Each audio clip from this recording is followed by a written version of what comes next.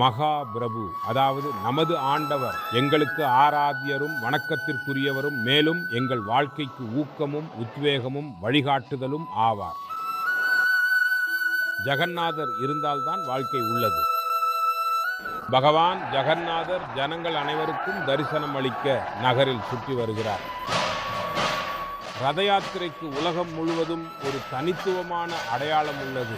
நாட்டின் பல்வேறு மாநிலங்களில் பகவான் ஜெகந்நாதரின் ரத யாத்திரை மிகுந்த விமர்சையாக நடத்தப்படுகிறது. ஒடிசாவின் புரியில் நடைபெறும் ரத யாத்திரை தனக்கே உரிய அதிசயம்.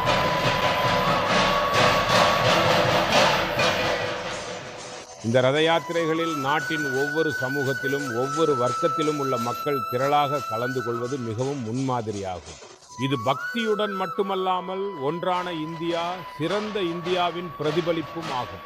இந்த புனிதமான மற்றும் மிகவும் மங்களகரமான தருணத்தில் உங்களுக்கெல்லாம் எனது மனமார்ந்த மற்றும் உளமார்ந்த வாழ்த்துகள். ஜெய் ஜெகந்நாத். ஜெய் ஜெகந்நாத். ஜெய் ஜெகந்நாத். ஜெய் ஜெகந்நாத். இந்த புனிதமான மற்றும் தெய்வீகமான ஜெய் ஜெகந்நாத்